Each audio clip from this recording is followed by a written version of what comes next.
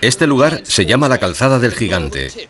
Está en el extremo más septentrional de Irlanda del Norte y es conocido por estas extrañas rocas hexagonales.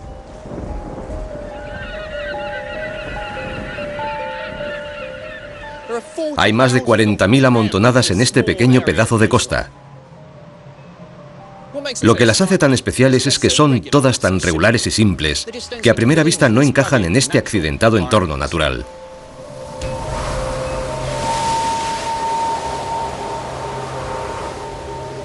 Estas misteriosas formaciones rocosas hexagonales han despertado la imaginación de trovadores y contadores de relatos. Pero su rara belleza es solo el principio de la historia, porque estas rocas son la prueba de que detrás de la naturaleza hay una fuerza geométrica oculta que la impregna y le sirve de sustento.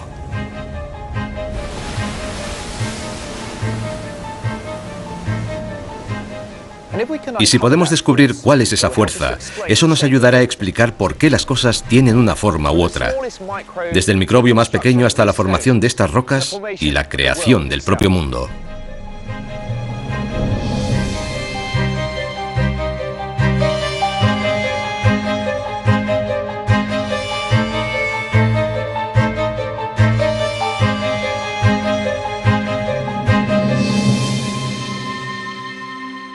Códigos secretos.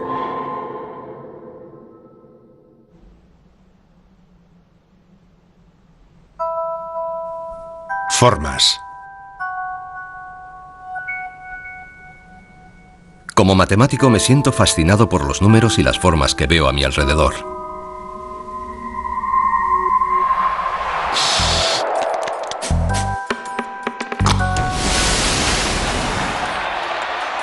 Todo está relacionado, desde las abejas a las pompas de jabón,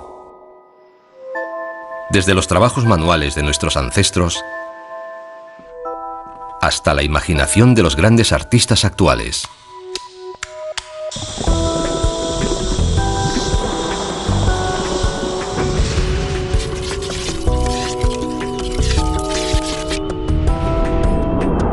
Esas son las conexiones ocultas sobre las que surge el código. Un mundo de números abstracto y enigmático que nos ha proporcionado la descripción más detallada de nuestro mundo que jamás hayamos conocido.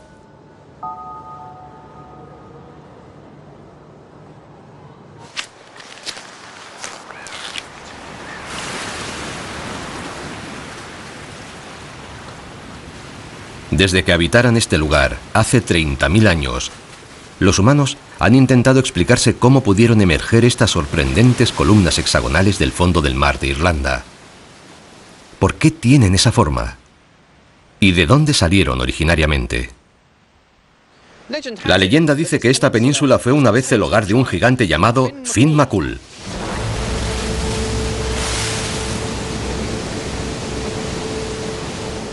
Un día el gigante tuvo una discusión con otro gigante llamado Benandoner, que vivía a 80 millas al otro lado del mar, en Escocia.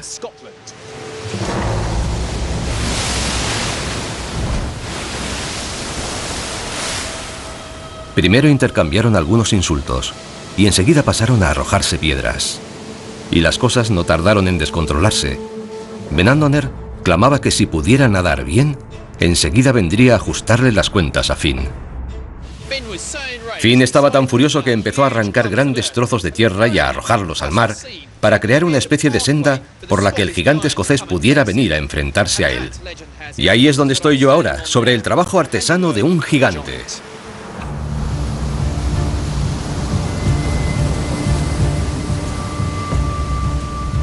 Es una bonita historia, pero la realidad es todavía mucho más increíble. Porque lo que está escrito en estas rocas es la verdad absoluta acerca del universo.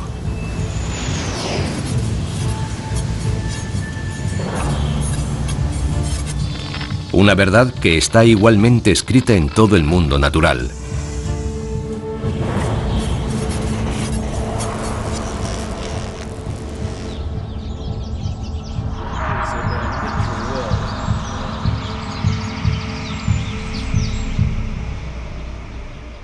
Estos vergeles de California acogen una de las mayores migraciones de animales de todo nuestro planeta.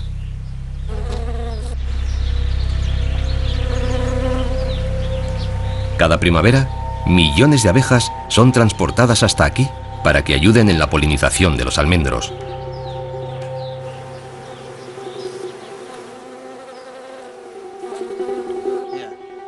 Unos cuantos miles de esos enjambres son propiedad de Steve Golding.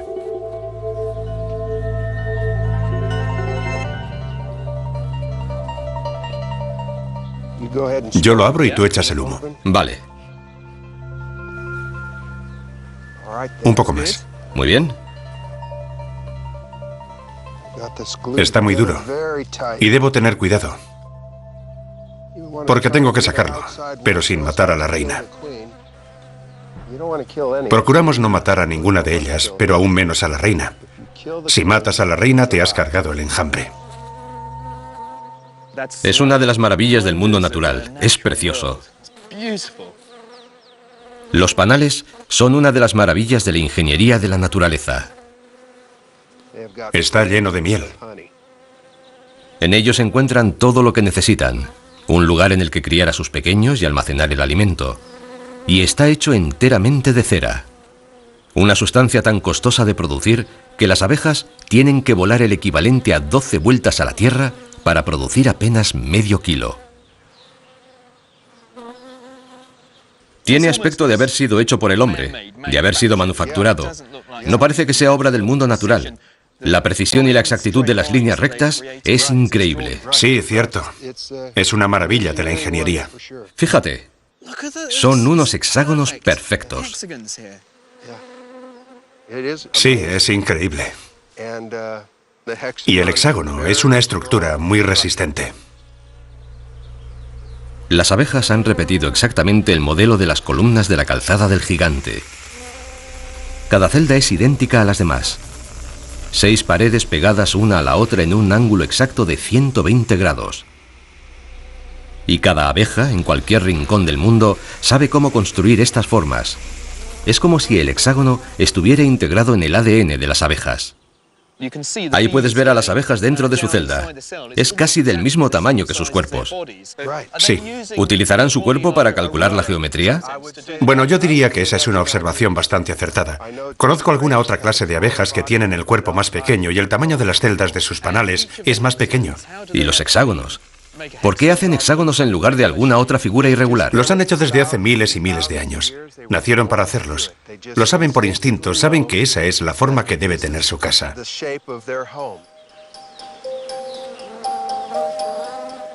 Pero hay algo más que el mero instinto en el comportamiento de las abejas. Hay otra razón por la que construyen hexágonos. Y para revelarla tendremos que valernos del lenguaje universal de toda la naturaleza: las matemáticas.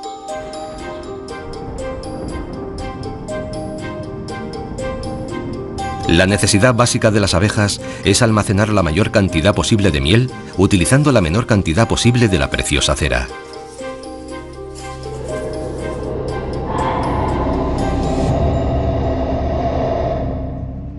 El panal de las abejas es una asombrosa obra de ingeniería, pero ¿cómo han evolucionado hasta llegar a crear ese modelo hexagonal? La verdad es que no tenían muchas alternativas. Si uno trata de poner pentágonos uno al lado del otro, la verdad es que no encajan bien. Los círculos también dejan muchos pequeños huecos libres entre ellos. Si las abejas quieren producir una red de formas regulares que encajen perfectamente, solo tienen 3 opciones: o hacer triángulos equiláteros, o cuadrados, o si no, los hexágonos de las abejas. Siendo así, ¿por qué las abejas eligen precisamente los hexágonos? Veamos. Resulta que para hacer los triángulos necesitarían mucha más cera que para hacer las otras formas. Pero los hexágonos son los que necesitan la menor cantidad de cera. Es una solución matemática con la que se ha dado hace apenas unos pocos años. La matriz hexagonal es la solución de almacenamiento más eficaz que las abejas podían haber elegido. Aunque con una pequeña ayudita de la evolución, ellas ya lo descubrieron hace millones de años. El código de la naturaleza funciona y las abejas están sintonizadas con él.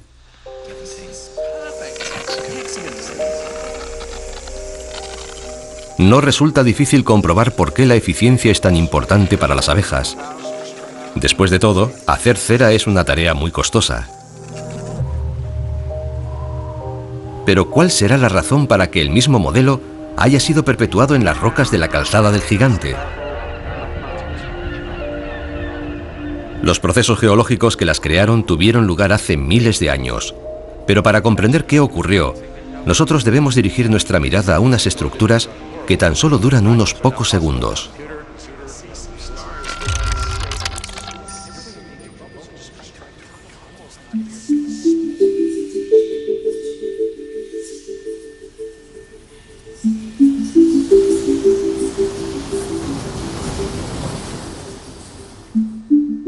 El jabón resulta ser todavía más fino que la longitud de onda de la luz. Es unas 20.000 veces más delgado que un pelo humano. Casi no existe. Quizá la cosa más fina que jamás hayas tenido ante tus ojos y que te haya proporcionado información sea una pompa de jabón. Tom Noddy es uno de los exponentes más destacados del arte de las pompas.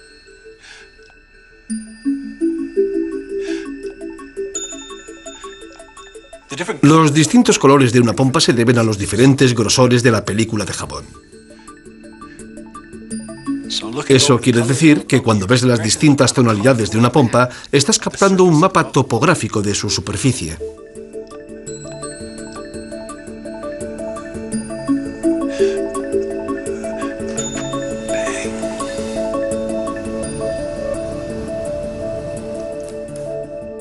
En la naturaleza todo es de la misma manera. Las pompas también tratan de economizar, de ser lo más pequeñas posible. Pero en su caso, además es que lo consiguen perfectamente. Una sola pompa lanzada al aire es siempre una esfera. A primera vista parece obvio que la pompa tenga que ser redonda. Pero, ¿qué hay de especial en una esfera?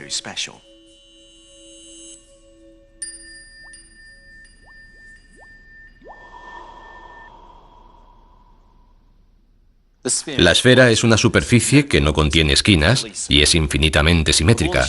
De todas las formas que una pompa podría adoptar, la esfera es una de las que tiene el área más pequeña, lo cual la convierte al mismo tiempo en la más eficiente.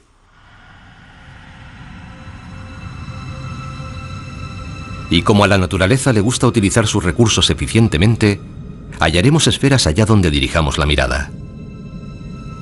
La Tierra es redonda, porque la gravedad atrae a la masa del planeta y la acumula formando una bola alrededor de su núcleo. El agua crea pequeñas gotas esféricas.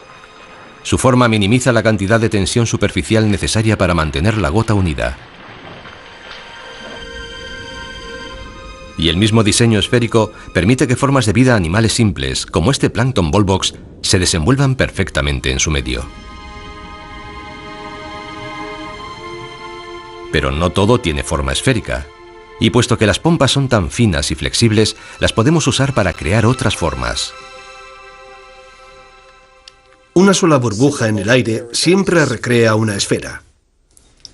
Pero si dos de ellas se ponen en contacto, pueden ahorrar material compartiendo una pared común. Y eso es lo que hacen. Si pueden ahorrarse área superficial aprovechándose de su entorno, inmediatamente se adaptan. Entonces, si tenemos una pompa, la esfera es la forma más eficaz. Pero si añadimos más pompas, entonces la geometría cambia.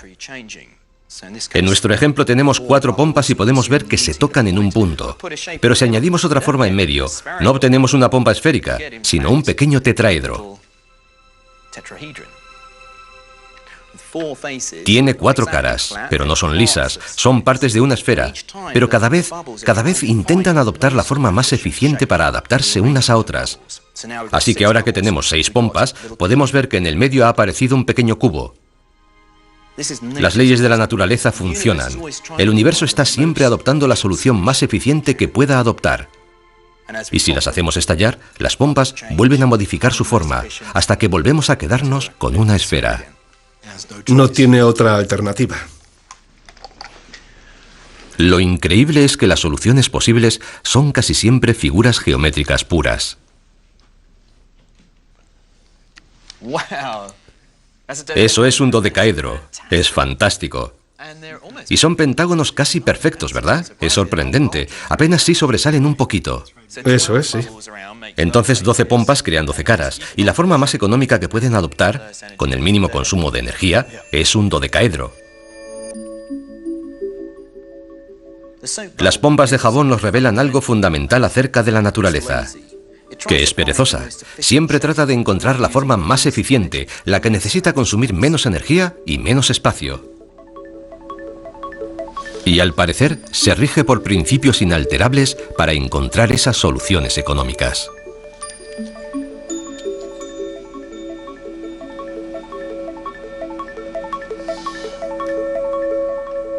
Las pompas son muy dinámicas. Cada vez que una estalla, las demás se reordenan para asumir la forma más eficaz posible. La forma que implique un menor consumo de energía. El objetivo es minimizar el área superficial a lo largo de toda la estructura de pompas. Este es un hermoso ejemplo de una de las leyes fundamentales de las burbujas, la de que las tres paredes de una pompa se encontrarán siempre en un ángulo de 120 grados. Y estés donde estés, dentro de la espuma, la ley siempre se cumple. Pero si hacemos todas las pompas exactamente del mismo tamaño, una forma empieza a aparecer como por arte de magia.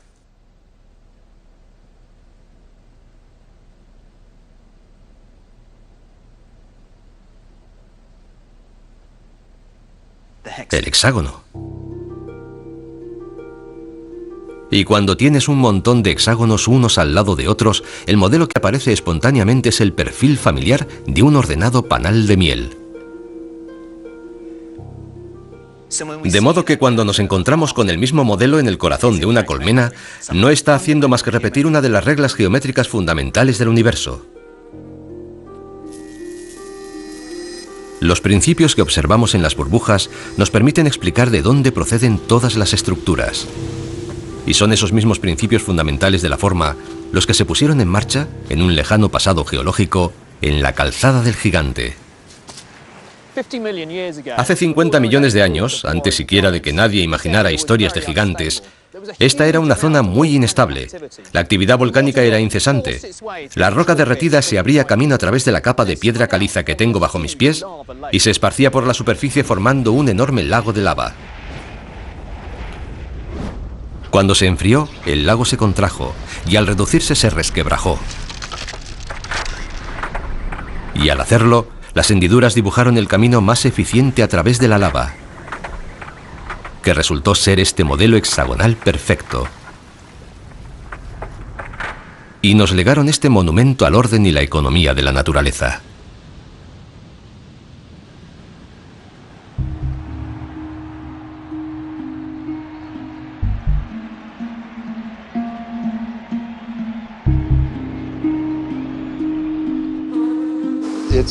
Es una maravilla de la ingeniería.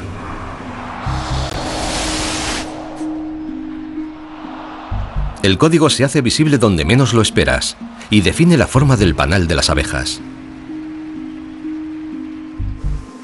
Lo han hecho durante miles y miles de años. Nacieron para hacerlo. Y conforma el contorno épico de la costa del Ulster. No encaja dentro de este escarpado entorno natural. Finn McCool. Y también se nos revela en la perezosa eficiencia de una película de jabón. 20.000 veces más fina que un pelo humano. Esos códigos naturales son tan básicos que los artistas y los arquitectos se han apropiado de ellos para dar forma al mundo actual.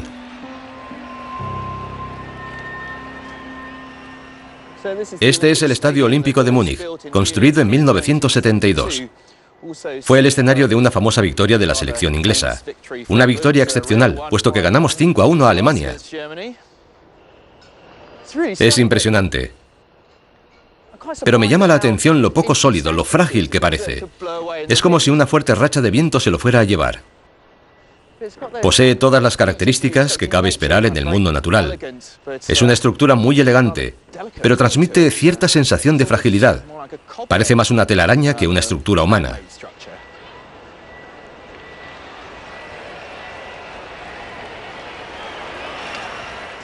En 1972, o sea, en la era anterior al computador, era realmente difícil construir una estructura como esta. La distribución de las fuerzas que actúan sobre esta techumbre es una tarea increíblemente complicada. Habría sido prácticamente imposible calcular a mano una figura así y que resultara estable y asequible. Pero gracias a la revolucionaria idea de Frei Otto, ya no era necesario realizar los cálculos a mano.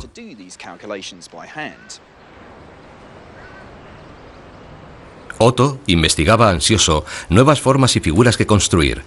Por eso buscó su inspiración en la naturaleza y en los principios del código. Lo que hizo Otto fue construir maquetas como esta que tengo aquí. Está hecha con cuerdas, cables y un pequeño pozo de agua.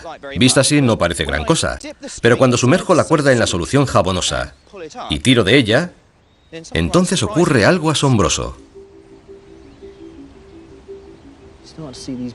De la película de jabón surgen formas como esta, de estilizada belleza. Y como pueden observar, no se trata de triángulos perfectos, sino de preciosas curvas y arcos que Otto sabía que eran intrínsecamente estables. Oh, este que me ha salido ahora sí que es bonito. Cada vez que tiramos de las cuerdas, la tensión superficial crea la forma más económica y eficiente. El resultado es una figura que no solamente es estable, sino también estéticamente atractiva. Así consiguió copiar estas formas y crear pequeñas maquetas que posteriormente fueron utilizadas para construir esas innovadoras estructuras que pueden contemplar detrás de mí.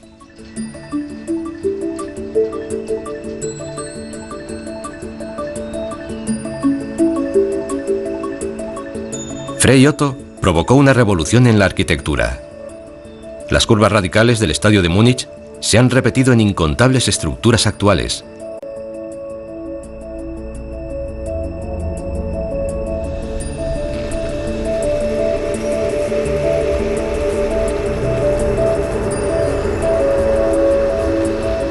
Y a pesar de que Otto diera con la belleza matemática y estética del código en pleno siglo XX, hay evidencias que demuestran que la misma obsesión por las formas se remonta a hace miles de años.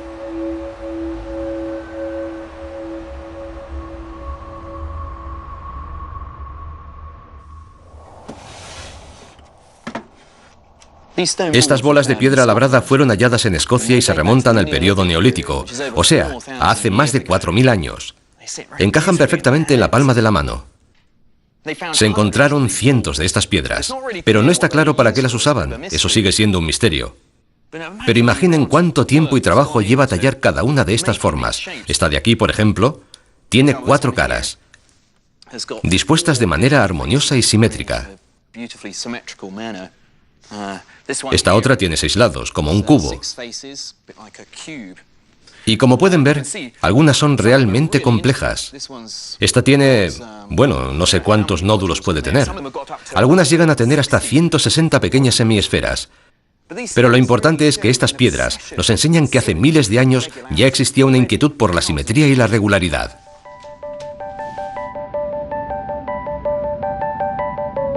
Y esa obsesión por las formas no es privativa de los antiguos escoceses.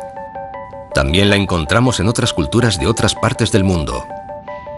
Los egipcios tenían sus pirámides. Pero fueron los griegos los primeros que tomaron esa fascinación natural por las formas y la convirtieron en un objeto de estudio. Pensaron que si eran capaces de comprender sus principios, serían capaces de describir el mundo entero. Y le dieron un nombre a aquella nueva idea, un nombre que significaba midiendo la tierra. La llamaron geometría. El pilar principal sobre el que se sustentaba la geometría fue el descubrimiento de 5 figuras perfectas llamadas sólidos platónicos, desde que Platón las considerara las piedras angulares de la naturaleza. Tenemos el tetraedro, con sus 4 caras, el cubo, que tiene 6, el octaedro 8, el dodecaedro 12 y el más complejo de estos cuerpos, el icosaedro, que tiene 20 caras. En la actualidad son más comúnmente conocidos como dados.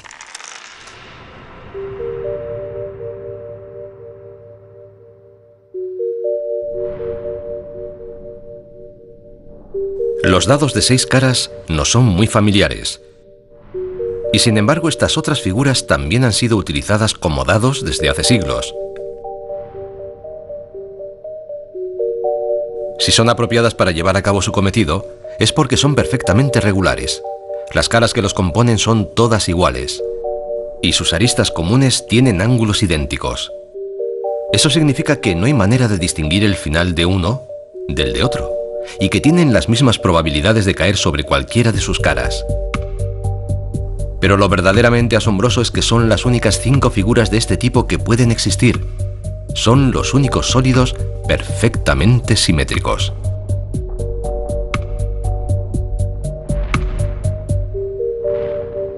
Esa simetría casi mágica es la que hizo creer a los griegos que estas formas eran tan relevantes, tanto que las asociaron con las piezas fundamentales de la naturaleza: el aire, el fuego, la tierra, el cosmos y el agua. Sobre esas 5 formas se edificó el mundo natural. Es fácil caer en la tentación de desestimar esta interpretación por demasiado simplista. Es obvio que el mundo que nos rodea no está hecho solo de 5 perfectas figuras geométricas. Aún así, quizás debiéramos tener más fe en esa antigua intuición, porque al formular las leyes de la geometría, los griegos habían dado directamente con el código que moldea toda la naturaleza.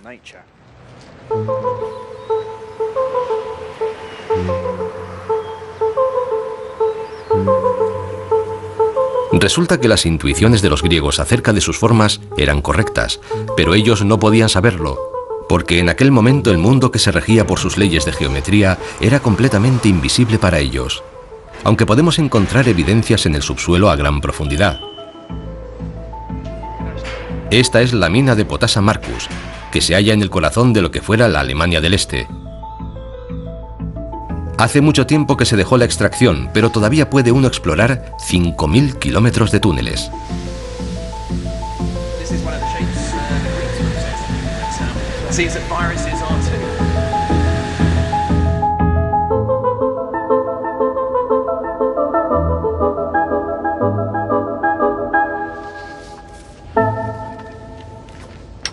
Es realmente impresionante. Nunca había visto algo similar. Yo diría que no hay nada igual en todo el mundo. Es asombroso, increíble. Y sigue hacia abajo por el túnel.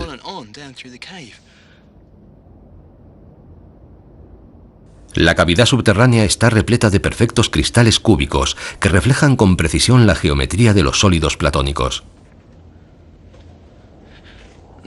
Estos cubos son asombrosos. Fíjate, esta superficie es perfectamente lisa, y cuando llegas al borde y deslizas un dedo por él, está muy afilado. Desciende formando un ángulo recto exacto. A los arquitectos ya les gustaría poder trabajar con tanta precisión. No parece real. Y si miras dentro de ellos, puedes ver que todas las grietas forman ángulos rectos y figuras geométricas. Absolutamente irreal. Aunque en realidad esto no tiene nada de especial, solo es cloruro sódico, lo que conocemos como sal común. Lo mismo que le echamos a las patatas fritas. Lo que ocurre es que, claro, uno no se encuentra normalmente con un cristal de sal de este tamaño.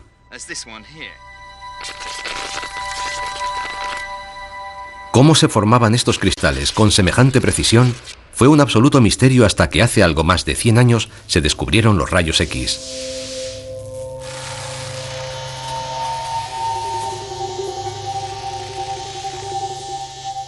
La capacidad de ver el interior del cuerpo humano revolucionó lo que hasta entonces sabíamos acerca de nuestra biología. Y cuando apuntamos los rayos X hacia los cristales, un mundo invisible se reveló ante nuestros ojos. Un mundo al mismo tiempo misterioso y geométrico. Era el mundo del átomo, y estas nítidas imágenes simétricas, llamadas patrones de difracción, podían desvelar cómo los átomos individuales se agrupaban para formar los cristales de esta caverna. Para comprenderlo mejor, tenemos que pensar que estos son sombras. Así, de la misma manera que una radiografía de mi mano es la sombra de los huesos que están bajo mi piel, esta es la sombra de los millones de átomos que contiene un cristal. En realidad es un poco más complicado, pero digamos que estas son proyecciones en 2 dimensiones de la estructura tridimensional que está dentro de este cristal. Ahora podemos analizar estos modelos y descubrir con certeza cómo se agrupan los átomos en el interior de la sal.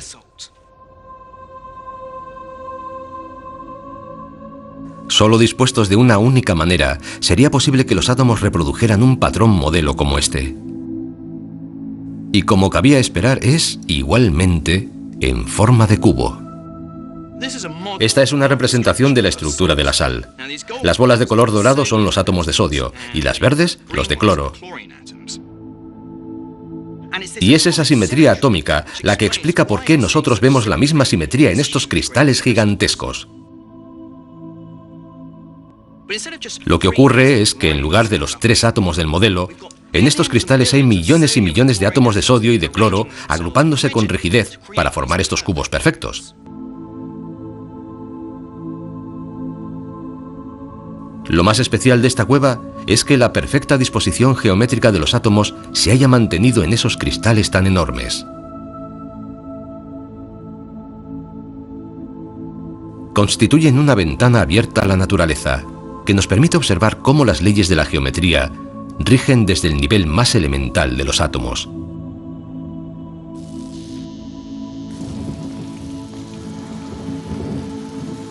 Pero lo más fascinante es que encontraremos las mismas leyes no solo en las demás rocas y minerales, sino también en nuestro propio interior.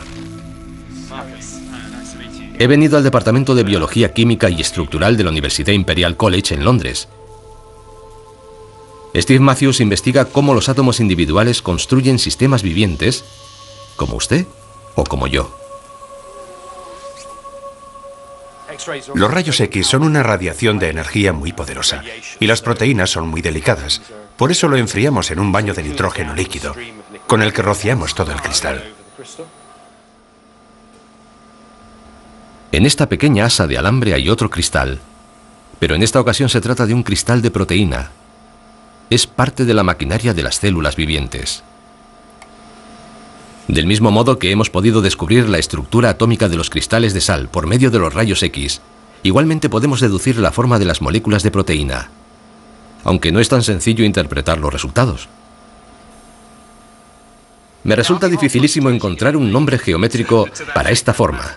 Parece un borrón, pero... No, aún no tiene una forma definida, pero esos borrones se agrupan y se disponen y toman forma.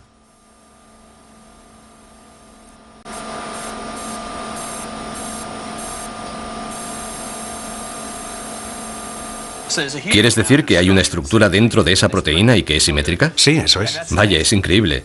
Ahora tenemos un cilindro. Es fascinante ver cómo funciona la geometría en el interior de nuestro cuerpo. La evolución ha creado un proceso muy eficaz.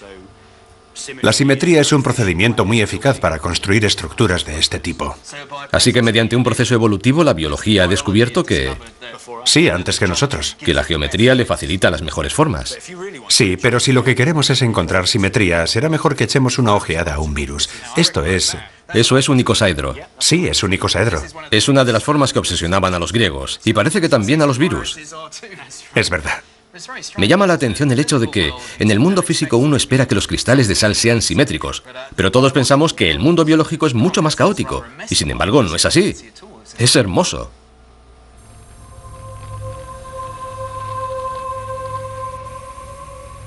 Las formas geométricas que se encuentran en el corazón de nuestras células son las más eficaces que puede crear la naturaleza. Parece que los griegos tenían razón.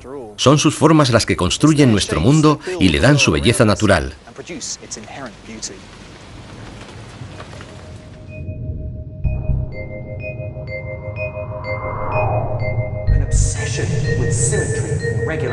Una obsesión por la simetría y la regularidad. El código escoge las formas unas veces por su eficiencia, las piedras angulares de la naturaleza, y otras porque sirven de soporte para la estructura en la que encajan las piezas más diminutas. Es el código natural en funcionamiento. Encajan perfectamente en la palma de la mano. Aquello que los griegos descubrieron en la teoría matemática se encuentra en el corazón de la naturaleza, desde los cristales a los virus. Todo parece muy claro. Sí, es un icosaedro. Es único en todo el mundo. Pero en nuestro mundo no solo existen las formas geométricas perfectas. De hecho, parece aleatorio y desordenado.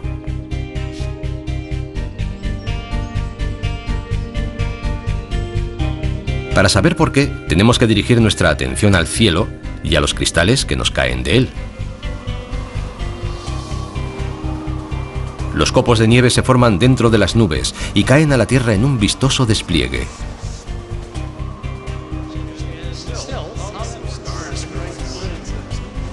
Y si hay algo que todos sabemos de los copos de nieve es que son perfectamente simétricos.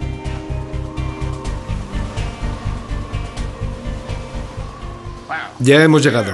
Este es el laboratorio de nieve. El físico Kenneth Liebrecht ha creado un laboratorio en el que crea y fotografía esos cristales perfectos.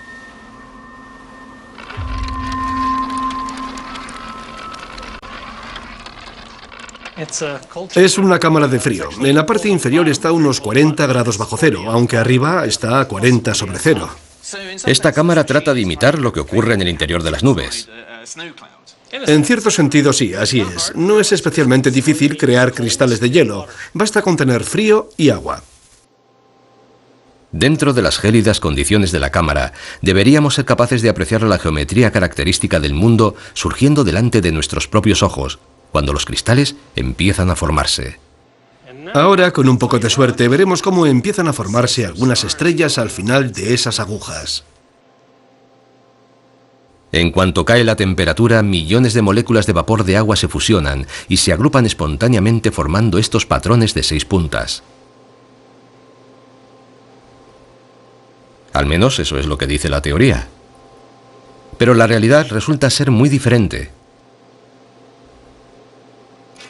Como Ken ha descubierto en el laboratorio, es prácticamente imposible producir copos de nieve perfectos.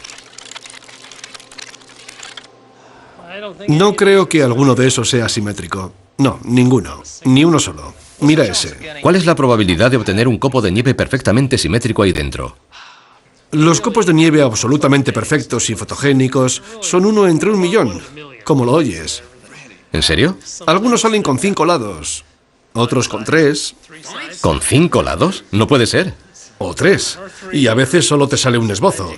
Mira, es difícil apreciarlo, pero este desbarajuste que ves, es un estrafalario copo de nieve.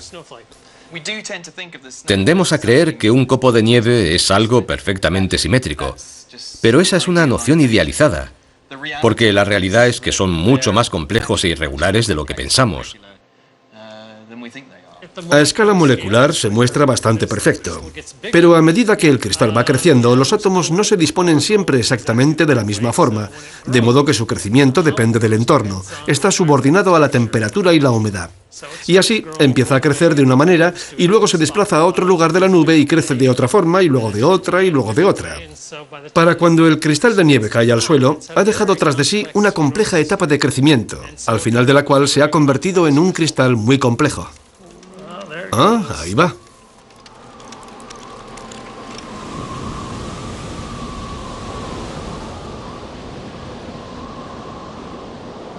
Al parecer, este es el límite con el que nos topamos cuando intentamos describir el mundo por medio de la geometría simple.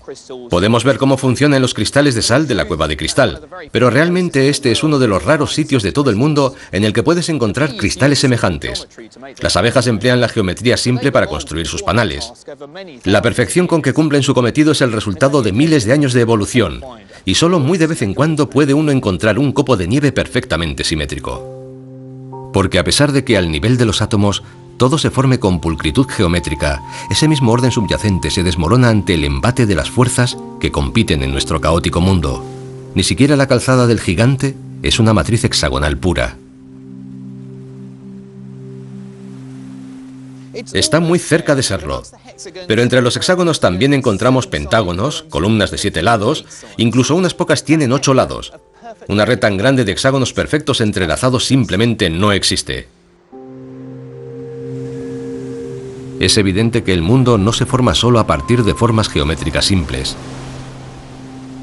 El movimiento del mar y el flujo de las olas, por ejemplo, son demasiado complejos para ser explicados únicamente en esos términos.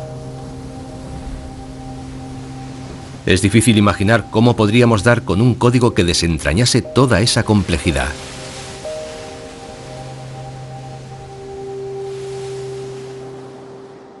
Pero ¿y si el caos de la naturaleza obedeciera a unos patrones concretos?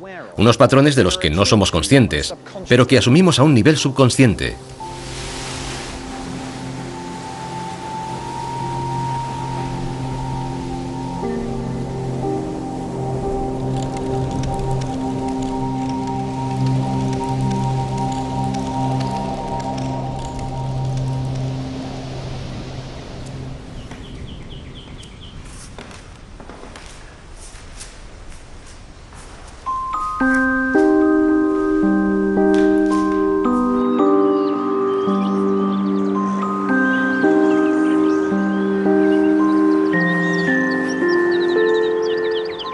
Este granero acogió una de las grandes revoluciones artísticas del siglo XX.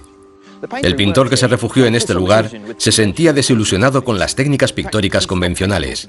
Tanto fue así que dejó de pintar y empezó a salpicar. Fue tan controvertido como el arte que produjo. Era arrogante, autodestructivo y bebedor. Y puede que también un visionario. Se llamaba Jackson Pollock. Todavía se puede apreciar que hay pintura en el suelo. Pollock ponía un lienzo fuera, en el suelo, y luego, muchas veces bebido, dejaba caer chorretones de pintura por toda su superficie. Y una semana tras otra añadía más y más capas, y más colores.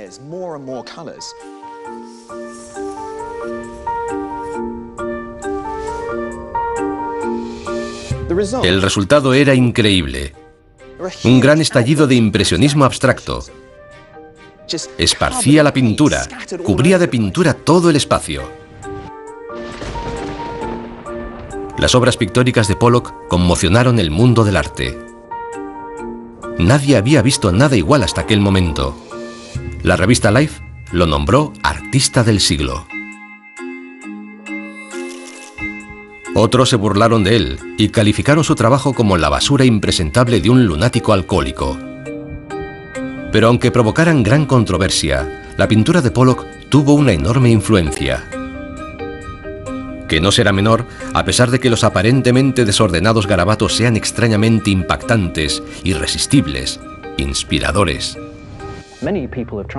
Han sido muchos los que han tratado de copiar la técnica de Pollock, unos para rendirle homenaje y otros para falsificar sus obras, pero nadie ha conseguido reproducir la magia que Pollock imprimía a sus obras originales. Las obras de Pollock parecen haber captado algo del aspecto más salvaje del mundo natural, pero durante mucho tiempo nadie supo explicar exactamente qué hacía que su obra resultase tan atractiva.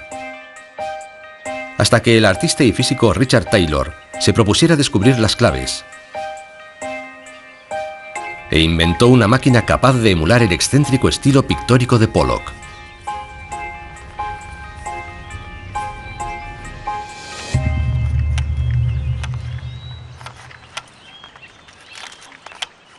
Todo se basa en este aparato al que llamamos el poloquizador. ¿Poloquizador? Me gusta. Básicamente consiste en un péndulo impulsado. Ya sabes que un péndulo sencillo es muy regular, como un reloj. Pero al nuestro le hemos añadido aquí arriba este mecanismo que golpea la cuerda del péndulo mientras está oscilando y que provoca un tipo de movimiento distinto al que llamamos movimiento caótico. Es como si esto fuera la mano de Pollock y simula el mismo movimiento que hacía mediante ese balanceo con el que pintamos. Eso es, son procedimientos muy similares. Es muy efectivo. Recreando la técnica del artista, el poloquizador es capaz de imitarle incluso en un aspecto muy particular de su obra. Y es que su pintura se ve exactamente igual, no importa la distancia a la que uno esté. Sigues viendo los mismos patrones desplegándose ante tus ojos. Y en un cuadro de Pollock, todos esos patrones son iguales aunque sus escalas sean diferentes. Se trata de una propiedad llamada fractal. Entonces, si cogiera unos cuantos cuadros hechos a diferentes escalas y se los mostrara a alguien, ¿quieres decir que no sabrían decirme cuál está más cerca y cuál está más lejos? Efectivamente, mientras no veas el borde del lienzo, es imposible que sepas si estás a 10 metros o a medio metro del cuadro. Eso es porque ambos tienen exactamente el mismo nivel de complejidad. Más que ningún otro pintor, Jackson Pollock fue capaz de repetir coherentemente en todas sus obras el mismo nivel de complejidad, independientemente de la escala. Es la cualidad fractal de su obra, porque aunque sea abstracta, refleja la realidad del mundo que nos rodea. Cuando empezamos a analizar los patrones ocultos en su pintura, entonces nos topamos con ese maravilloso descubrimiento. Detrás de todo lo que se ve subyace el nivel de la estructura matemática. Así que es justamente la delicada interacción entre algo aparentemente desordenado y caótico, pero que en realidad posee una estructura, y el código que oculto subyace dentro de la misma. Exacto. Y no solo se puede observar en sus pinturas, sino en cualquier otra cosa. Como en un árbol, por ejemplo. Si lo miras desde muy lejos, ves ese tronco grueso del que salen unas pocas ramas. A nivel superficial, uno diría que son un revoltijo de cosas y parecen extremadamente complejos, pero nuestro ojo puede percibir que en ello subyace también alguna estructura matemática. Pollock fue la primera persona que lo trasladó a un lienzo de una manera tan directa como ningún otro artista lo había logrado antes. Es la auténtica huella dactilar de la naturaleza. Y eso es lo más fascinante del arte de Pollock. Él trató de crear una obra desprovista de significado convencional, y lo que hizo fue encontrarse con la esencia fundamental. Porque los fractales son la forma en que la naturaleza construye el mundo.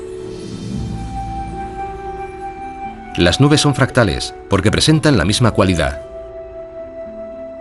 Las nubes gigantes son exactamente idénticas a las pequeñas. Y lo mismo pasa con las rocas. Solo por su aspecto uno no podría decir si lo que ve es una enorme montaña o una humilde roca. Y también hay fractales vivientes, como este árbol. Es fácil constatar que se trata de un fractal, porque si te fijas en una rama grande puedes observar que es una reproducción a pequeña escala del mismo árbol. Y las ramas más pequeñas que salen a su vez de las grandes también tienen la misma forma. Se trata del mismo patrón que se repite una y otra vez, solo que a diferentes escalas. Y los árboles constituyen una demostración palpable del enorme poder del sistema fractal. Su gran complejidad proviene de reglas muy sencillas. La razón por la que el árbol ha escogido esa forma es porque su objetivo es maximizar la cantidad de luz de sol que recibe. Un sistema muy ingenioso y muy simple a la vez, porque una sola regla es suficiente para crear esa figura. El árbol crece y luego se divide, crece y se divide. Y aplicando esa regla una y otra vez, obtenemos esa forma tan compleja a la que llamamos árbol.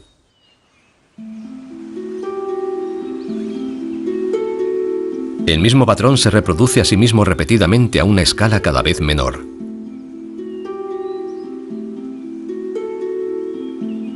Es fácil comprobar la eficacia de esa regla. Crecer un poquito y luego ramificarse. Crecer y ramificarse. Y de pronto ante nuestros ojos aparece un árbol matemáticamente exacto. Pero del mismo modo que uno nunca encuentra un copo de nieve perfecto, tampoco encontrará un árbol perfecto. Pero si le añadimos una cierta variabilidad natural, diferentes capas de crecimiento, el viento y alguna incidencia ocasional, el resultado es un árbol de aspecto muy real. Y encontraremos el mismo sistema de ramificación fractal repetido en toda la naturaleza. En su interior subyace un nivel de estructura matemática.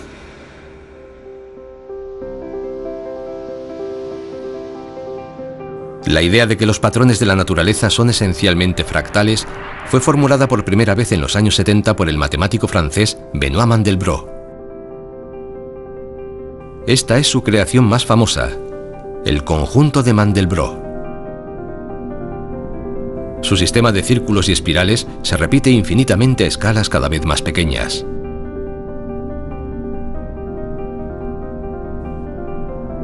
Y esa infinita complejidad se creó a partir de una sencilla función matemática.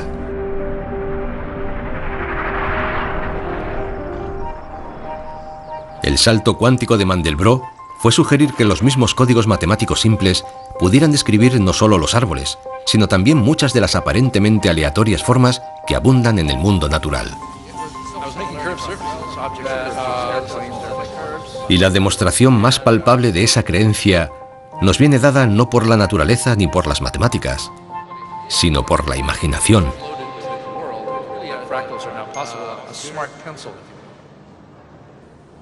En la década de los 80, un informático que trabajaba para la empresa aeronáutica Boeing estaba intentando generar imágenes de los aviones creadas por computador.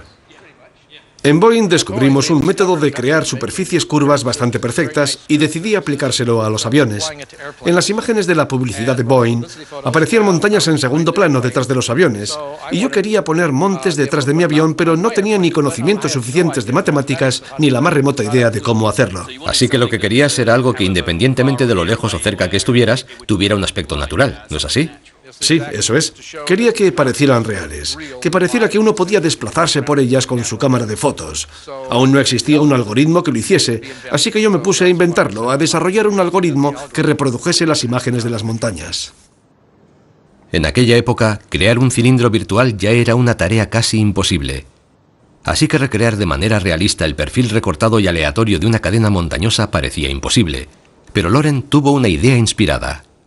Coincidió que el libro de Mandelbrot se publicó en aquel momento. Traía ilustraciones de lo que las matemáticas de fractales eran capaces de generar y me dije, si encuentro la manera de implementar esas matemáticas en mi ordenador, ya está, podré crear imágenes de las montañas. Loren se puso a trabajar para dar con la forma de coger las teorías de Mandelbrot sobre el mundo real y aplicarlas en la creación de mundos virtuales. Esta es una sencilla película que hice en 1980. El paisaje lo construí yo a mano, utilizando unos 100 grandes triángulos. Ya, pero no parece muy natural. No, es demasiado piramidal.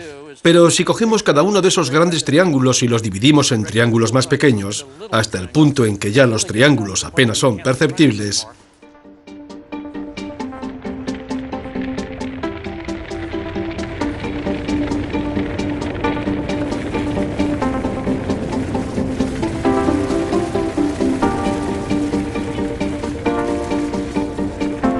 Loren había descubierto que se podía valer de la matemática de los fractales para convertir un puñado de triángulos en mundos virtuales muy realistas. ponemos en marcha el proceso fractal e instantáneamente cobra un aspecto natural. De unos 100 triángulos pasamos a 5 millones. Y ya está.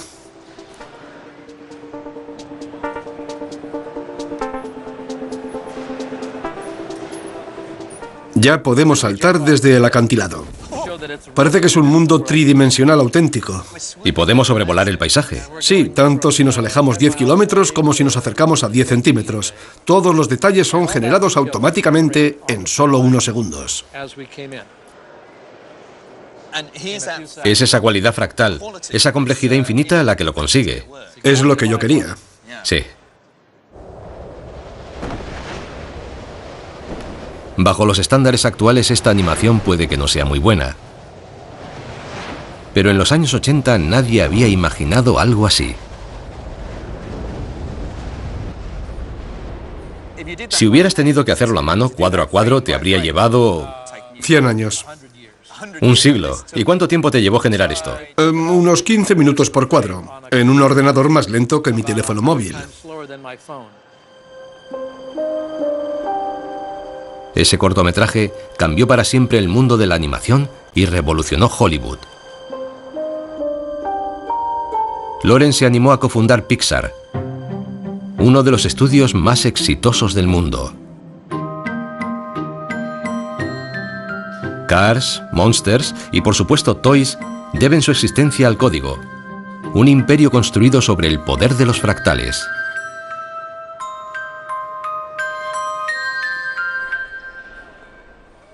¿Fue consciente en aquel momento del potencial de su descubrimiento? Bueno, enseguida, en medio segundo, me di cuenta de que era un gran descubrimiento. Todas las películas que había visto, todos los efectos especiales, esto superaba todo lo anterior. Mi corazón dio un vuelco. Y el poder de los fractales sigue estando en la base de la fábrica de películas de Pixar.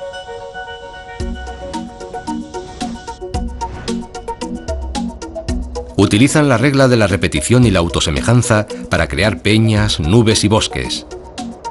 En verdad, el realismo y la complejidad de esos mundos virtuales solo es posible gracias a las matemáticas.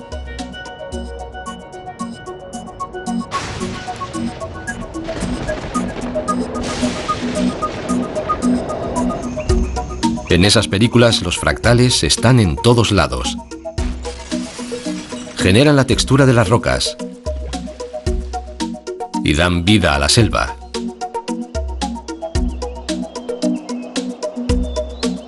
Que esos mundos imaginarios sean tan realistas es la muestra del poder que tienen las matemáticas para describir la complejidad de la naturaleza. Son la evidencia de que hemos divisado el código que gobierna la forma del mundo.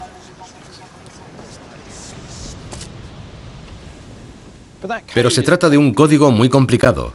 Si queremos entender la forma del mundo, tendremos que empezar por considerar el funcionamiento de la geometría de las formas al nivel más simple. Debemos tener en cuenta que el universo es perezoso y que siempre buscará la solución más eficiente.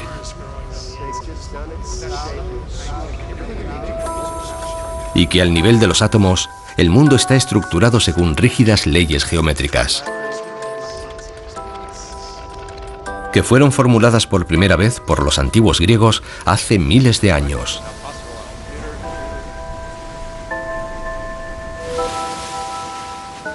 También tenemos que apreciar la complejidad de dicha geometría evolucionando en competencia con las fuerzas del mundo natural. Y eso significa también comprender cómo la aparente aleatoriedad que observamos a nuestro alrededor está sometida al dictado de reglas matemáticas, como los fractales. Reglas que pueden explicar los patrones a que obedece todo, desde el caos de las pinturas de Pollock a la estructura de los árboles y al realismo de los mundos virtuales.